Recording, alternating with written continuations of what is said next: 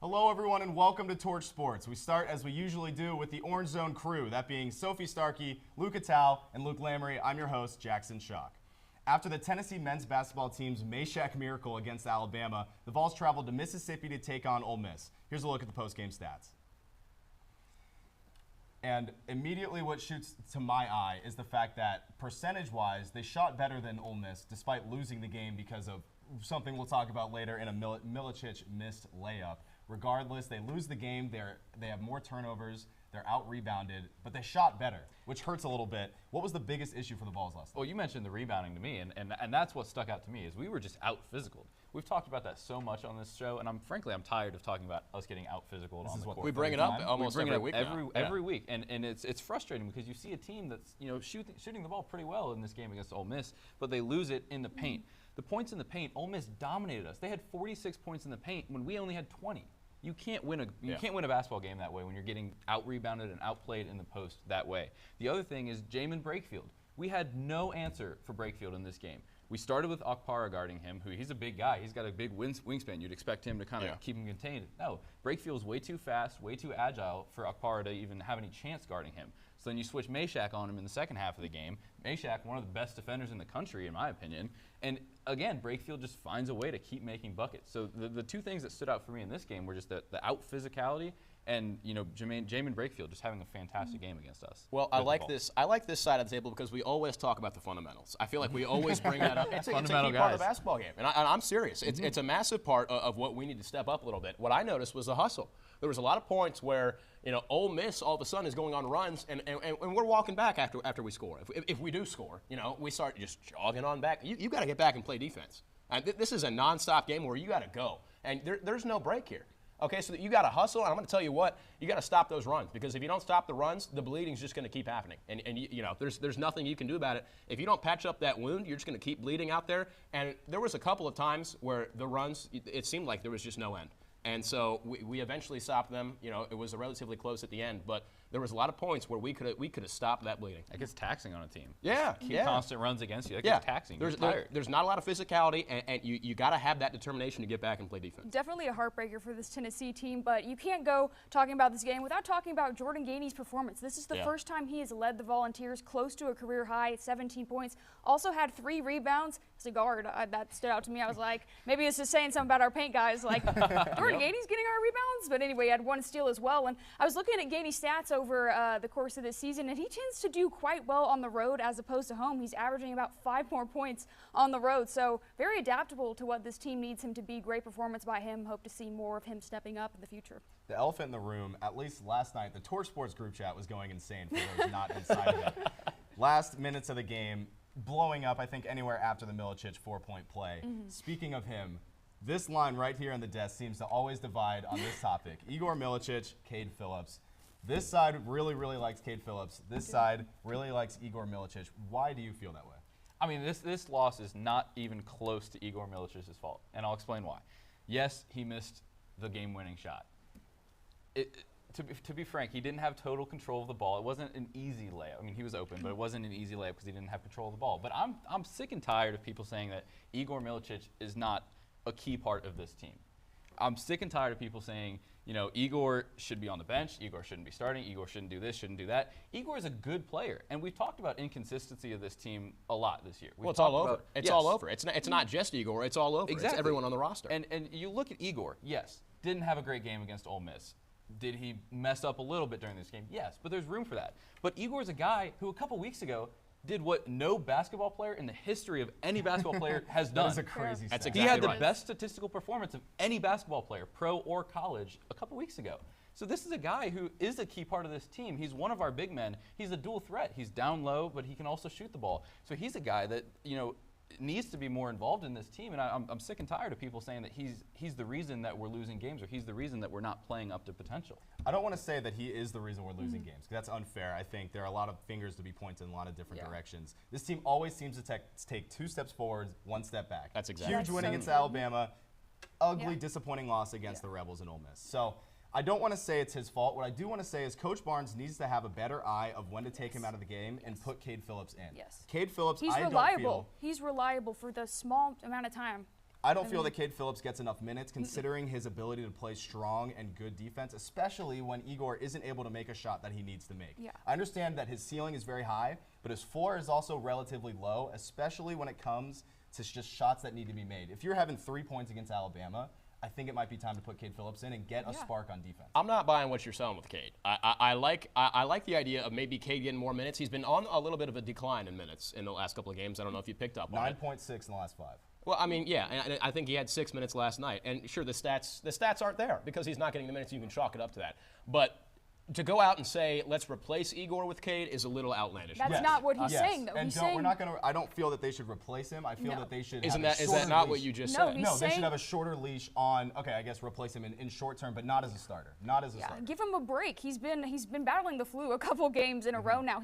Coach Barnes, he's talking about maybe taking Igor, giving him a minute to regain that spark and that momentum, and putting Cade in. Cade is reliable. In the small minutes he gets, which aren't his fault, he's been putting up good numbers. So that's what Jackson's trying to prove. He's been putting up numbers, but I think he's also missing some key shots. I've seen him miss. So is Igor. So okay, that's fair. But I'm going to tell you this: if you're going to say replace the two of them, you're looking at two equal sides of a balance scale right there. Can I propose a question to you guys real quick? Yes. So you mentioned Igor missing the last shot, right? Genuinely, do you think that play was drawn up for Igor to get the ball? No. But he has to have better decision making than to try and draw a foul in a last shot. You just need to I don't think he was trying to draw a foul. I think he was trying to drive to the hoop, which is smart. That's understandable, but if you're taking a normal shot. layup, you don't shoot it from your chest down here. That was I mean, ugly. I wish I had a screen grab of a picture of he him didn't have holding the control ball here. Now should have somebody else taken that shot? Absolutely. But I don't think. Oh, Igor, he's the reason we lost. I'm not saying that you're saying that, but I think that it was it wasn't a bad business decision. He just executed it poorly. Yes, absolutely. And I think Cade Phillips should be getting a little more time when Igor is slowing down. Give Igor a chance to recollect himself and get back on the floor and start scoring All right, points. we can agree on that middle ground. This line can disappear for now. Great compromise, guys. Great compromise. I was happy with that. On Monday, we went out to see how many attempts it would take for us to recreate that Jemai Mashack miracle game-winning three-point shot against Alabama. Take a look. All right, so we're in the gym. We have one simple goal, and that is to recreate Jemai Mashack's three-point buzzer-beater game-winning shot against Alabama. It's a mouthful. We're going to see how long it takes us and how many tries it takes us to make the shot. Plus, we're going to enlist the help from a few UT students.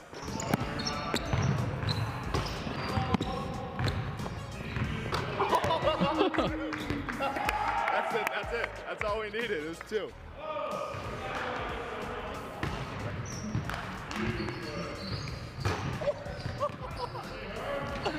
That's twice, just like Jackson. How about that? Tumbo, if you will.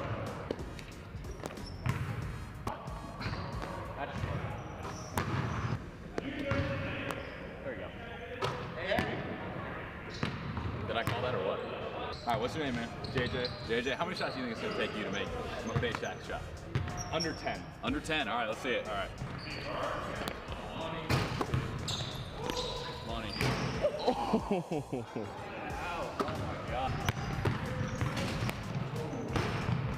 Does that make a shot a little bit more impressive? Yeah, it does. Who are we here with? Miles Edwards. And how many shots do you think it is going to take for you to make this? I'm going to go with 5. 5, under 5. Let's see what happens.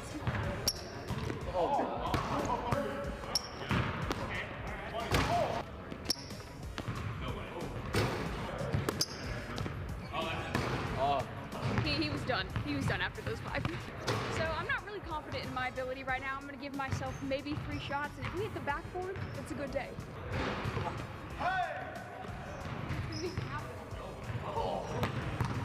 There you go. We hit the backboard. That's what we want. Thank you for coming. Everyone that made it under 10 shots, which is surprising now, given it was a lot less pressure with a lot less defense and a lot less running, so no one could do it like Mashack. Well, that was a lot of fun, and I'm surprised at the fact. So we went out and we were thinking, okay, let's go. It's going to take a while for us to make this shot, and I ended up making it second try, and we were like, what do we do now? Fortunately, there were some people waiting for the court that we were like, hey, guys, do you want to take a chance? But Orange Zone, only people of those, I think 8 total, most of us Made the shot, which is impressive. Which is impressive. Yeah, And you hit backboard. You said that was the goal. So no, I did hit the not a backboard. disappointment. Before we had a lot less cardio than Meshack did before he had to make that shot, but not at all. we'll live in our comparison. fantasy Not the world pressure whatsoever. of the game-winning shot on our shoulders, but Well, with one game remaining for each team in the SEC, let's take a look at the SEC tournament bracket as it stands right now. And on the path with Tennessee is Texas and Georgia. That winner, theoretically, if things stay the same, will play A&M. A&M goes on to play Tennessee. Tennessee theoretically would have to play Auburn if they win. Again, this is how things stand right now. When you guys look at this bracket, what's your first thought? I will tell you right now, my biggest fear, Vanderbilt. Never, ever underestimate Vanderbilt. In any sport, that team finds a way to upset you. We should not doubt them at all. They upset us. It kind of changed the trajectory of our season a little bit. We were on a high, undefeated going into SEC play, and then we played Vanderbilt, and got our socks knocked off us. But, I mean, we really need to watch out for them. Every team does, because if one team is going to find a way to upset you, it is the Vanderbilt Commodores. Yeah, I'm with Sophie 100% of the way. I mean, you cannot start to look at that final 4 teams in the SEC tournament until you look at the back half of that bracket. You got to be able to take down what's in front of you, and you can't say, well, you know, what's the bigger task here? You know, Florida or Bama? You got to start looking at who's coming at you first, and that's the big theme of these Tennessee teams is that you got to be able to play who you're playing and not look towards the future. Look in the moment right now. I'm going to keep this brief, but when I look at this SEC tournament bracket and the SEC in general this year, to me, this is one of the most complete conferences we've ever seen in college basketball history. The amount of teams in this conference that have been ranked this year, that are probably going to end up in the NCAA tournament, that are threats in the SEC tournament, you could make a case for anybody in that tournament to be an upset factor in both this tournament and the NCAA tournament. And I just think top to bottom, this is the best, obviously the best college basketball conference this year, and might be one of the best, most complete conferences we've seen in recent memory. Well, we look forward to seeing how it pans out. On Saturday, we'll know the final results. Everyone's got to play one last game. That's all for the first half of the Orange Zone. But before we leave, I had the opportunity to speak with Drew King, the head coach of the University of Tennessee club hockey team, about their upcoming trip to nationals. Enjoy the sit down, and we'll see you later in the show.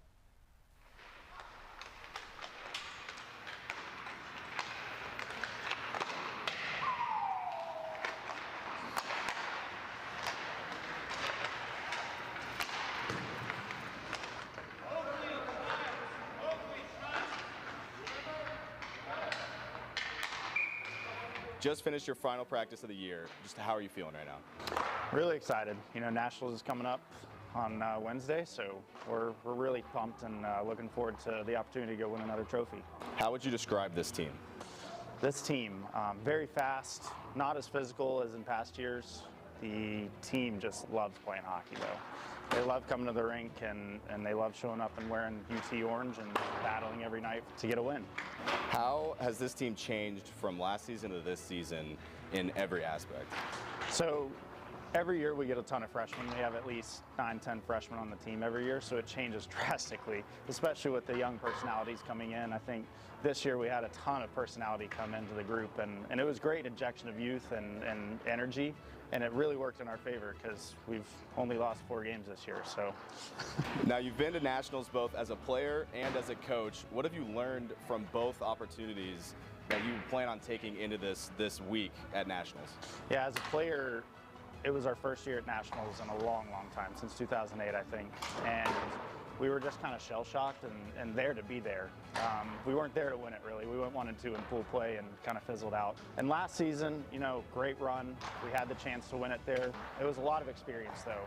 Playing 5 games in 5 days, which is what we're going to have to do to win the national championship this year. We were going to take that experience and use it to this upcoming year. What's the biggest lesson you learned from last year that you plan on using this year? I'm kind of just so focused on this year's group, but I mean, last year's group was not as youthful, not as energetic, but they were more hard-nosed. And I think we have a lot more youthful scoring this year, and I think that's going to be a really big difference. I think the freshmen are going to step up and have a really good week. 5 years as a captain here for this team before becoming head coach. What transfers over from being a captain now to being a head coach? Yeah, it's probably one of the toughest transitions that I've had to go through, to be honest.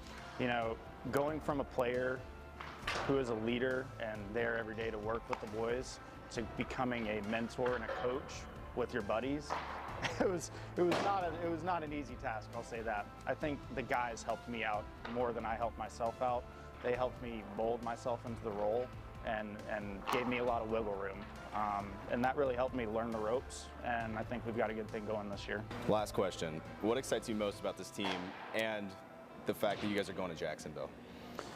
I mean, this team is just exciting to watch. I mean, we're 24-1 this year. It's one of the most incredible seasons Tennessee hockey has ever had. I know Tennessee athletics is on the rise this year with basketball and football. And I mean, hockey's still here, man. We're at the Knoxville Coliseum. I know the season's over for this year with the exception of Nationals, but we're on the rise and we're coming. It's going to be a fun ride for the next few years here. Well, thank you so much, Coach. I appreciate it. Thanks, Jack. Hello, everyone, and welcome back to another episode of Rocky Talk. I'm Jay King, and I have none other than Jack Glennon and Patrick Falcon here for you today. The NBA trade deadline happened exactly 4 weeks ago today, and we are really starting to see who are the contenders and who are the pretenders. Which team do you think has improved the most and is poised to make a championship run after the trade deadline? Jack, I'll start with you. Well, look, I'm going to go ahead and avoid the obvious answers out of the Lakers and the Warriors because we've all heard about them. I'm going to go ahead and go with the San Antonio Spurs. Now, their championship run is not going to be this season, in my opinion, thanks to a really unfortunate injury to Victor Wembanyama, who's dealing with some blood clot issues. But look, with Wemby's injury, Fox has not been able to facilitate, which is the role that I really thought that he was going to step into. And he did with 7.8 assists per game in just 5 games with Victor Wembanyama, only averaging 5.9 assists per game since Wemby's injury. So look, he's struggling from the field as a main scorer for this team. That's not really the role that I see him. I think when you can make him a second option, when you can make him a facilitator, and he's learning from Chris Paul, and he's playing for Popovich, who's also dealing with some health issues, I think that this team's going to be really, really strong down the road for the next couple seasons. With Wemby and Fox, we got a glimpse of it.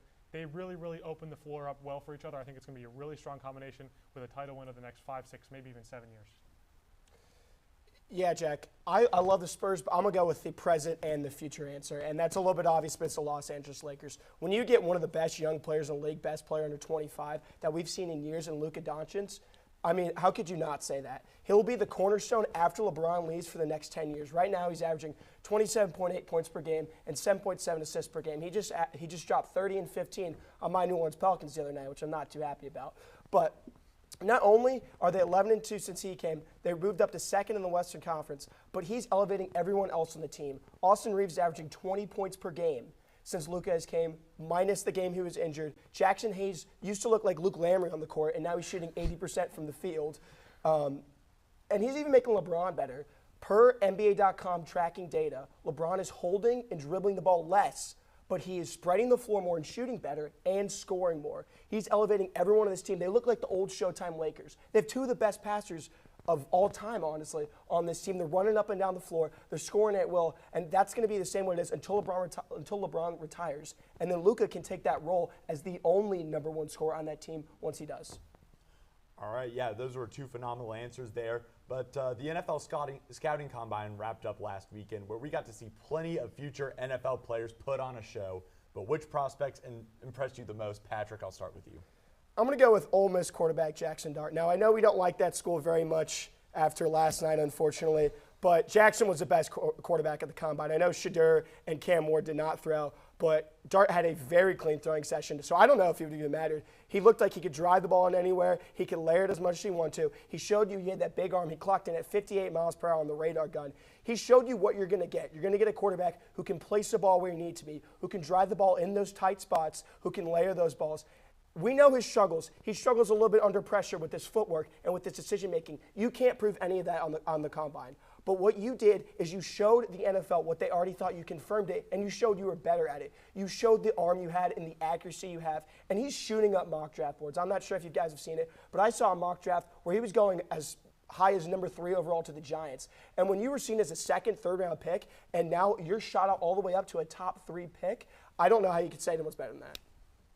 Yeah, for me, I'm going to go with a bit of a hometown answer as a Bay Area native, a guy from Stanford, a wide receiver by the name of Alec Ayomanor. This is a guy who's got really, really good physical, 6'2", 206 pounds, but ran a 4.44 40 time. That's really, really solid for someone of his size. If he can combine those physical skills with the speed, and he's got good hands, he's got good wingspan.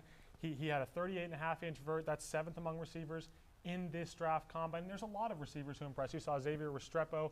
You saw all sorts of guys from around the country. But Ayomanor really stood out to me in a game 2 seasons ago, 2023, against Colorado, had 13 catches for 294 yards and 3 touchdowns being guarded by Travis Hunter. So this guy can compete with the defensive backs that he's going to be facing in the NFL. I don't think there's going to be any sort of problem. 10-foot 7-inch broad jump. That's 10th among receivers. So he's got all the physical tools. He's got good hands. He's got speed. I think there's nothing that's going to allow him to fail in the NFL. I think he's going to translate really, really well, and he really impressed me. He could be a first-round pick as far as I'm concerned. We've seen those freaks at the Combine who do really well in the measurements, maybe not necessarily as much production or tape in college, but right now it's such a projection game. Right. Yeah. We see that all the time where a guy does really good at the Combine. He runs really fast 40, really good broad jump, really good vertical jump, really good measurables, and he just shoots up. So. Yeah, no, that happens all the time. But we're now officially in the final quarter of the NHL regular season as we get prepared for the absolute gauntlet that is the Stanley Cup playoffs.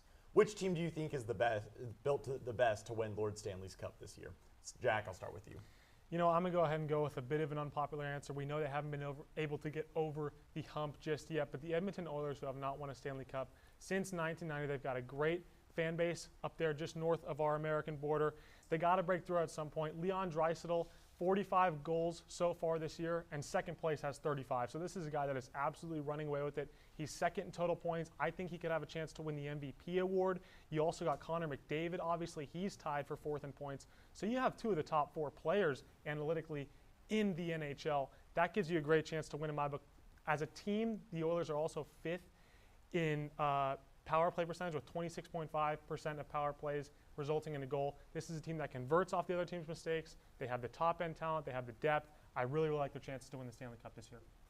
Yeah, I give a little shout-out last answer to my dad's alma mater in Ole Miss, and I'm going to give a little shout to my hometown of Denver, North Carolina. I'm going to go with the Carolina Hurricanes, baby. I love what they got. They're the most balanced team in the NHL, if not one of them. I love what they have at forward. They have superstars, Sebastian Aho, Mikko Rantanen, and then we got Seth Jarvis. We got the young guy, Jackson Blake, even contributing a little bit. Aho's got 59 points this year. Rantanen's tied for 9th with 70 points this year, I believe. And then we saw Jarvis in the finals of the Four Nations face-off.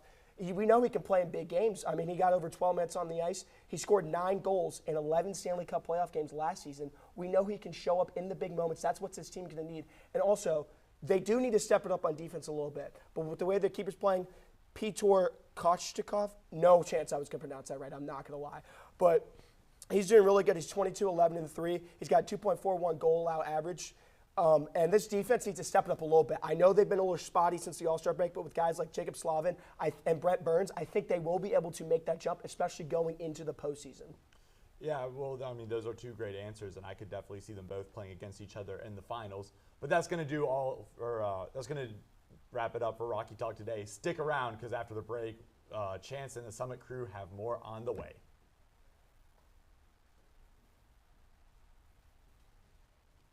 Whether it's our stories,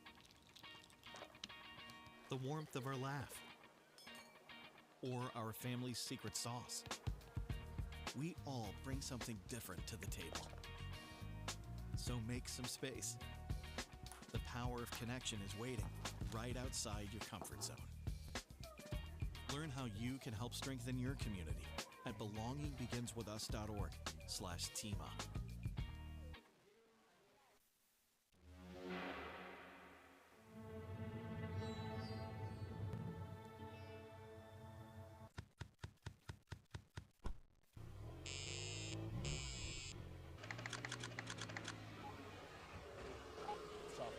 Basketball. Wait. We'll just go this way. Then we'll just go with the same order, but just each start there. Wait, so who do I go at? Interesting. Hello. Be right there. Wait. Use the shovel and bucket of water, remember? Drown, stir, drown, feel. Then make sure it's cool. Where'd you learn that? SmokeyBear.com. Brushed up on some tips before we left. Don't want to start a wildfire, right? Only you can prevent wildfires. We are the Tennessee Volunteers. People who create connections, push boundaries, do the research that changes lives. We've got world-class academics and championship athletics. To be the best, you gotta learn from the best. And if you want to lead, you gotta light the way. We've got what it takes. It takes a volunteer. Hello, everyone, and hi, Mom. Welcome to the Summit, your home for everything Lady Vols. I'm your host, Chance Jones, and here to me with excuse me, I'll get it out sometime. Here with me today are Tristan Thornhill, way down there is Lauren Gempler, and our very own Jeremy Knopf II. We're starting today's segment talking about the Lady Vols basketball team. They've had a roller coaster of a week, to say the least, falling to Georgia 72-69 at home on Sunday to close out the regular season. But we're able to bounce back, absolutely dismantling Texas A&M 77-37 yesterday in the opening round of the SEC tournament. After a bit of a slow start, starting the game 4 for 22 from the floor shooting, and unfortunately losing again today against Vanderbilt in the second round, 84-76, ending their hopes of a conference title in Kim Caldwell's first year at the reins. What do you think some of the issues are that are plaguing this Lady Vols team right now that are really holding them back? This team is just playing inconsistent. Like, it's March now. We have to be playing our best basketball, and it's a roller coaster, like you said. And you look at Sunday, couldn't really pull off that win against Georgia, and then you come out yesterday against Texas A&M, you beat them by 40 points. And then again today, they just couldn't pull it off, couldn't get that win. And this was our earliest exit of the SEC tournament in 8 years. So we've got some things to clean up before we head into the NCAA tournament. Yeah, well, let me just start off by stating the importance of health when it comes to sports, especially in women's basketball. The big example is Talaysia Cooper, who was out for the majority of that game against the Georgia Bulldogs and really had a big implication on our seeding in that SEC tournament. But it's not that easy to come back from such injuries, and she showed out in that game against Texas A&M, putting up 19 points, 8 rebounds, 3 steals. So she went all out. But it doesn't just have to be the Talaysia Cooper show. You got to get some more people in there. You got everybody involved. We had some big hitters. We had Samara Spencer, Jules Spear, Z Spearman, and Ruby Whitehorn as well showing up in that Vanderbilt game. But you just got to get people more involved. You can't just rely on your star players. Obviously, they're able to put up some big numbers, but you got to get some more players involved. Yeah, I think you said it perfectly. You need that star power to come in, especially at this point in the season. And I think this team is just a little bit gassed. We know Kim Caldwell runs a really fast-paced, hard-nosed brand of basketball, and this is something that's new to some of these Lady Vols. And I think that we're seeing, kind of rub off, when the way they're playing at the very end of the season here. It's fast-paced. It's really, hard-nosed. And I think we talked about it right before we jumped in here. They start out really well, but come halftime, come third quarter, it's relaxed. They take a step back almost. And you look at the Vanderbilt game today. They were ready. They were there. Come third quarter, it was just like the gas just stopped going. And then they tried to make a late comeback, but it was too little too late. They outscored Vanderbilt 28-21 in that final quarter. So they have the tools, but I'm just interested to see what can they build on from here. They got out-rebounded today. Just you need to keep the gas on the pedal. You need to keep the foot on the pedal the entire time. So. Yeah, speaking of building on, I'm just kind of curious, what are your thoughts? Like, what do you want to see this team keep building on to make a convincing run into the tournament, make a deep run into the tournament? I know you mentioned some inconsistencies. Like, just kind of, what are your thoughts on that right now? Oh, first of all, it's a pretty good segue, I should say, into just keeping the ball rolling. And also, just stop playing down to your competition. I mean, it's ridiculous. A top 15 or top 25 team, they've been ranked pretty much the whole entire season. Tennessee has. And last week, it was supposed to be a big day, honoring your seniors who are going to be going out in the world. They were down by 20 points to Georgia. Are you freaking kidding me, dude?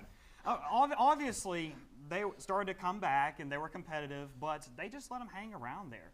Texas A&M, of course, different story. They were able to hold them to under single-digit points in quarters 2 through 4. But you back it up with what the heck we just saw against Vanderbilt? I mean, they were down by 12 at one point. Obviously, took the lead for a little bit before going into halftime. And then they were down by 20. Like, what the heck are we seeing? So they have the competitiveness, of course. They have the ability to compete against these teams and move farther down the tournament. They could have gone down the SEC tournament even. But especially looking forward to the big one, the NCAA tournament. Stop playing down to your competition. Start fast and just keep the loud pedal. I think you highlighted everything. You have to stop playing down to your competition. They got out rebounded today. That's just simply something that just can't happen. And they've been gassed out this entire season. This is the black eye, of the season for the Lady Vols. We all know that the season is a fight. You take some punches, you deal some out, you get back up, you keep going. Up till now, Tennessee, the Lady Vols have had some bumps and bruises, but this is the black eye of Kim Cald's first season. If I had to put one between that Georgia game and this Vanderbilt game, had a really good game against Texas A&M with some bumps and bruises during it, but this is the black eye. This is the thing that I want Kim Caldwell to work on going on into the offseason after the tournament. That's what you got coming up. That's what I want them to focus on is, can we condition ourselves? Can we compete for an entire game and not get gassed out after halftime? Yeah. I have to agree with what you were saying about keeping our foot on the gas. We have to play the full 40 minutes. These past 3 games, we've came out so slow, and then we're trying to get the balls rolling, trying to get it going. And then today, you see, we just don't have the time to come back. You close that 21-point gap, but now you've got 40 seconds, and there's not time to come back. They've got to come out, start strong, play the full 40 minutes. That game against Ole Miss a couple weeks ago, we have this lead, we get comfortable, we start to get sloppy, and Ole Miss comes creeping back in. We can't let that happen, especially heading into the tournament. All these teams are going to be good. You're going to have to play physical and aggressive the full 40 minutes if you want to make it far. Yeah, absolutely. Can't put yourself in a deficit. I cannot talk today. My goodness. Hey, we've all been there. Yeah, I know. I've definitely been there. Yeah, don't put yourself in holes you got to dig out of. But now we're going to shift our focus from the court to the diamond. The 8th-ranked Lady Vols softball team opens SEC play this weekend with a series against the 14th-ranked Georgia Bulldogs. The Bulldogs are coming off a 7-0 loss to Ohio State last weekend and are looking to bounce back. What are you looking for this opening weekend of conference play? It's exciting. There's a little bit of a buzz going on. We'll go with you, Tristan. You're our softball guy. Well, listen, I'm looking for the pitching to keep dominating the way it's been. You look at Carlin Pickens, you look at Peyton Tanner, both who threw no-hitters. Peyton Tanner's was a perfect game this past weekend in the Tennessee Invitational. They swept the Tennessee Invitational, and I think we're going to see the same thing keep going down to Athens. This Georgia team is really good. Do not get me wrong. You should just talk about, keep the foot on the gas. I've been saying gas a lot today. You got to keep the momentum going. Speaking of gas, Carlin Pickens is insane. She's throwing 77. It seems like every other day now. But I want to highlight Peyton Tanner. Peyton Tanner threw a perfect game this weekend. That was her 4th only appearance here at Tennessee. 4th only appearance, and she's already thrown a perfect game. That's absurd. Her drop ball, her riser, it's all clicking there for the pitching staff. And these ladies can go 1 through 5 when it comes to pitching. I know Coach Weekly highlighted that. So that's the one thing that I'm going to highlight going into that Georgia series is, can they continue pitching with the best of them? Yeah, I agree with the pitching. We've got a great pitching room, and like you mentioned, the 2 no-hitters this Saturday. Carlin Pickens was one of those, and I just want to mention, only 3rd time in Tennessee history we've had 2 no-hitters on the same day. Carlin Pickens had 11 strikeouts through 82 pitches. She's one to watch this season. I'm very excited to get to finally watch her in SEC play and what she's going to be able to do. Well, I'm going to take a little different approach here. This team needs to keep their undefeated season alive. How are they going to do that? The star power they have at the plate. Let me introduce you to a young lady by the name of Taylor Pannell. So far this year, she has put up 32 home runs, or 32 hits, 32 home runs, oh my gosh. I would say that is world record numbers. Talk about that. 9 home runs, 32 hits, leading the team. Oh, and by the way, she's a red shirt sophomore. She's a dog, y'all. She's spectacular. And not to take away from any other heavy hitters, no pun intended, we also have some senior star power. We got Kenzie Fielder, Sophia Nugent, and McKenna Gibson. Those 3 ladies right there, they have put up 60 combined RBIs. That is pretty incredible. When you want to watch college softball, you're expecting to see some big hits and big scores. You want a big show? They're going to give it to you. Absolutely.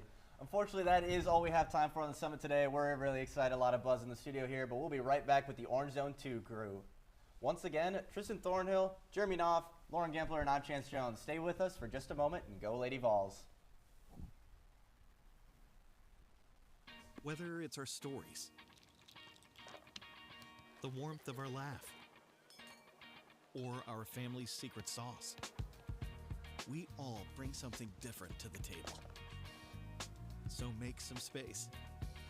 The power of connection is waiting right outside your comfort zone.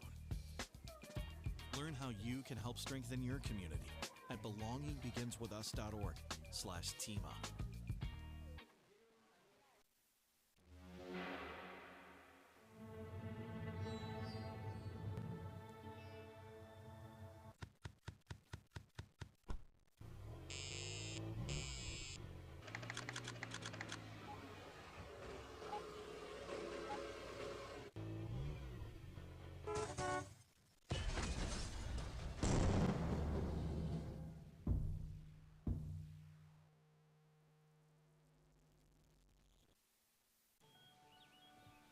Right there.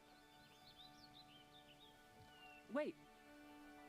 Use the shovel and bucket of water, remember?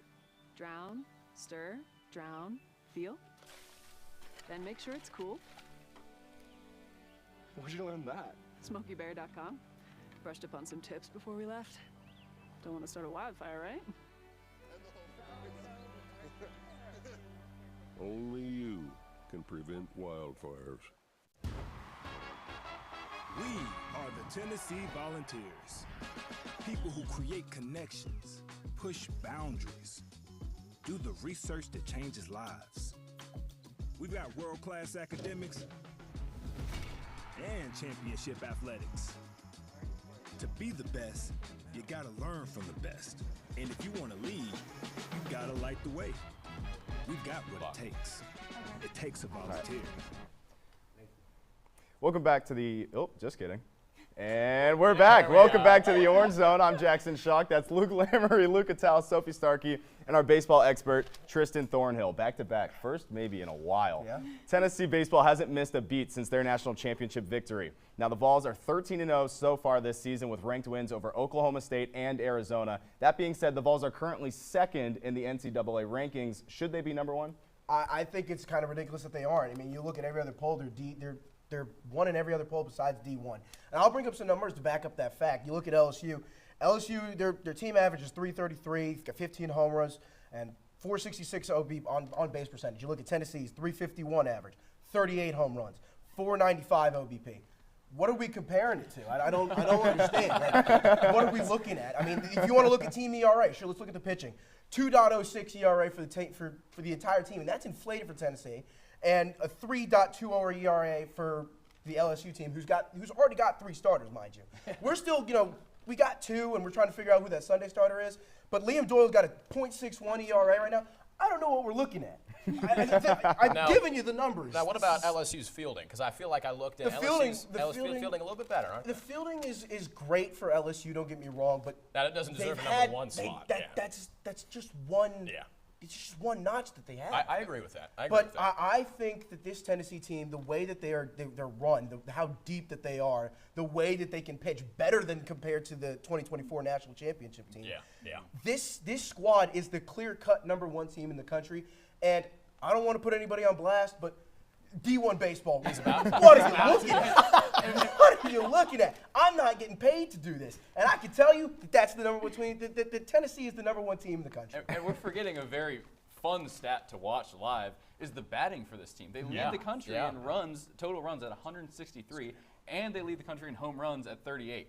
They are bombing the ball at rates that are almost better than last year too, as of right now. You saw 3 grand slams against Radford. You can't use the home run statistics that Tennessee plays at a Mickey Mouse ballpark. That is true. Well, they did it at the Astros Stadium. That doesn't count, man. I don't know what you're talking about. No, but I 100% agree. That's what they say. 100% agree. For sure. Now let's move on. I want to know, what do you think this team's biggest weakness is thus far? It's as simple as this. Their biggest weakness right now is who goes where. I understand that the beginning games, Coach Vitale is trying to figure out what is the best dynamic for this team, but we're pushing the limit where we got to figure that out right now for this team's chemistry, but also for the pitchers on the mound. Knowing that you're backed up by your infield and your outfield is huge for a pitcher's confidence. I don't think we've seen a consistent infield yet back-to-back this season, that in the outfield as well. So a couple things Coach Vitale needs to finalize for this team to feel comfortable and at their best. I'll counter you real quick, though. That's not always a bad thing. You know, this team, like we've said, is incredibly deep, but I think they're lucky that they have the ability to have so many different rotations. You know, you got guys like Manny Marine, who are freshmen coming in, really good freshmen coming in, and you know, they've gotten a chance to play already with a loaded team. And I think the fact that we have all those rotations actually benefits us in the long run. True. I don't mind. Go ahead. Oh, sorry. I was going to say, that court, some of those positions, sure. Outfield, I would gladly get a freshman in there, but our first base position has been different every time we have hit the field, and that is a core thing we have got to figure out. So young guys need reps, but we need our starting first baseman in there now. Well, I don't mind either of those takes, but what I'd like to see is some consistency, because I think when we start to have some adversity, which we haven't faced a lot, we have not faced a lot of adversity. It's been very light. You know, obviously SECs are coming up, but when we do face some adversity like Radford or North Alabama, I think we start to panic, and you start seeing some maybe not so smart moves, maybe some kind of panicked swings, or bad swings, bad plays in the outfield. And so what you got to do is you got to settle down as a team. It's not just individual, because one player can go out there and you can say, everything's great, we're going to get ourselves back in there. But if the rest of your lineup's not there, there's a problem. And to add on to your point, I think a big problem we're seeing right now, and maybe that's why Coach Vitale is conflicted at a couple spots, some of our best infielders are not good in the box. Yeah. Ariel is a great example of this. Absolute baller of an infielder, but he's not as good at the plate. So I think that might be a little bit of a confliction there, but we're going to see how Tennessee battles that out. I think Sophie's got it. She's completely right about how deep this team is, and Tony struggles to find who's good in what spots right now. And I'm going to highlight the bullpen. We've got studs coming out of the bullpen, but Tony Vitello has gone on record saying that during the Sanford series, he didn't know who to use in what spot, and that put him in a tough position come for the Astros Foundation Classic. You look at Radford series that you highlighted. A lot of guys came out in that pen. It was tooth and nail. It was constantly back and forth that entire game. You got to figure out who fits in what spots, and I think we already have a clear closer in Nate Snead. But who's your setup man? Who's your first guy to come out of the pen? We saw that last year. That was Kirby to get you over the hill. That you can set up, the Aaron Combs, Nate Sneads of the world. Who is coming out in what spots? Could that be Austin Hundley? Could that be, Ryan Combs, Aaron Combs' brother?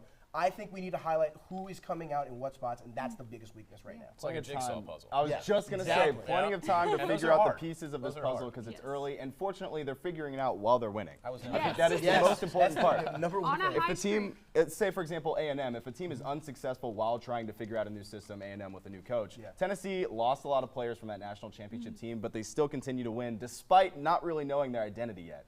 I think that's impressive. Another question I have for you guys is, just what do you like most about this team right now? I'm not going to give you a what, I'm going to give you a who. And this goes to the pitching. I'm going to go with Liam Doyle. Yes. This man is far and away, in my opinion, the best pitcher in college baseball right now. He leads all of college baseball in strikeouts right now with 34 through 14 innings.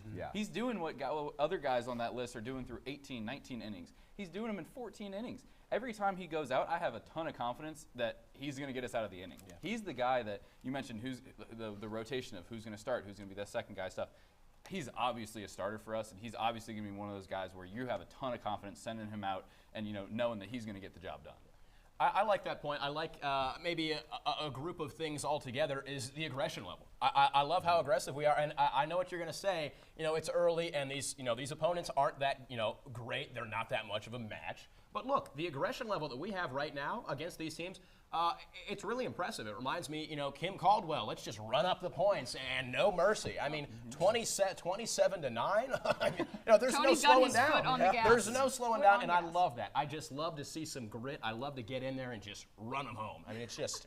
God, it just gets me going. Something else I've loved is Gavin Keelan. Big shoes to fill in that second base spot with the absence of Christian Moore, and he is killing it out there. Power hitter right now. In just 9 games, he had 5 home runs. I was going to every game he was at, and he was hitting a home run every time. I was like, who is this kid? Gavin Keelan also has an arm, has managed 12 double plays so far this season. I'm loving what he is bringing to the Tennessee infield, and I think he makes us stronger in that position. Now, we were wondering who's going to fill those shoes. He's done a great job so far. I have been on record saying that I love Andrew Fisher, what he's brought to this team. He's already got 3 home runs this week. I'm pivoting. I'm going Jay Abernathy. Jay Abernathy, he has been fantastic in the bottom third of the order so far. Not hitting for power like everybody else. Maybe not getting all the hits in the world, but he can rise the pitch count. He can work walks. He gets on base. That's what you're looking for in your 9 hole, your 8 hole. That's what you need. You get on base, and when he's on base, The kid is fast. He's our 5 future. for 5. 5 for 5 on stolen base attempts this year for Jay Abernathy. I think he's the perfect complement to Dean Curley at that number 1 hole, similar to what Christian Moore was able to do last year. I think Jay Abernathy is a really, really good key player for this Tennessee team moving forward. Yeah, well, great job, guys. That was a lot of fun. I'm glad we got that. Tristan, thank you so much for joining us in the second part of the Orange Zone, and that's all we have. Tristan, right? Yeah, exactly. Back to back. You guys didn't need me. I'm a baseball expert. But you guys You are our Okay, expert. all right? You are Torch Sports' expert. Well, that's all for this episode of Torch Sports. We don't have an episode next week or the week after because of spring break, but if you're looking for more Torch Sports content, you can find us on Instagram and TikTok at Torch Sports UTK and on Twitter at Torch Sports _ UTK. Thank you so much for watching. We'll see you in 3 weeks. Peace.